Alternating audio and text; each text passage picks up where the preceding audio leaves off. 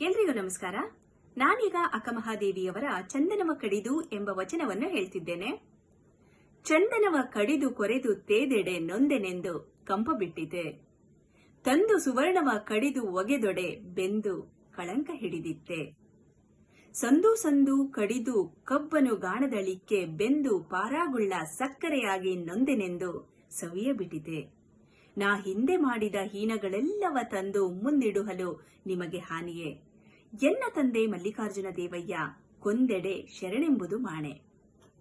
ಶ್ರೀಗಂಧದ ಕೊರಡು ತಿಕ್ಕಿದಂತೆ ನನಗೆ ನೋವಾಗುತ್ತೆ ಅಂತ ಸುವಾಸನೆಯನ್ನು ಬಿಡೋದಿಲ್ಲ. ಬಂಗಾರವನ್ನು ತಂದು ಚೂರು ಚೂರು ಮಾಡಿದ್ರೂ ಕೂಡ ಅದು ತನ್ನ ಕಳೆಯನ್ನು ಕಳ್ಕೊಳ್ಳೋದಿಲ್ಲ. ಕಬ್ಬನ್ನು ಗಾಣದಲ್ಲಿ ಹಾಕಿ ತಿರುಗಿದ್ರೂ ಕೂಡ ಅದು ತನ್ನ ಸಿಹಿ ಕೊಡೋದನ್ನು ಬಿಡೋದಿಲ್ಲ. ಹಾಗೆಯೇ ಸಜ್ಜನರಿಗೆ ಎಂತಹ ಕಷ್ಟದ ಕಾಲ ಬಂದ್ರೂ ಕೂಡ ತಮ್ಮ ಒಳ್ಳೆಯ ಗುಣಗಳನ್ನು ಬಿಡೋದಕ್ಕೆ ಸಾಧ್ಯವಿಲ್ಲ. ಇಲ್ಲಿ ಶಿವನನ್ನು ಅಕ್ಕಮಹಾದೇವಿಯವರು ಚನ್ನಮಲ್ಲಿಕಾರ್ಜುನಯ್ಯ ಅಂತ ಕರೆದಿದ್ದಾರೆ. ನೀವು ನನ್ನನ್ನು ಕೊಂದರೂ ಕೂಡ ನಾನು ಶರಣೆಂಬುದನ್ನು ಬಿಡುವುದಿಲ್ಲ ಎಂದು ಈ ವಚನದಲ್ಲಿ ಅಕ್ಕಮಹಾದೇವಿಯವರು ತಿಳಿಸಿದ್ದಾರೆ. ಧನ್ಯವಾದಗಳು.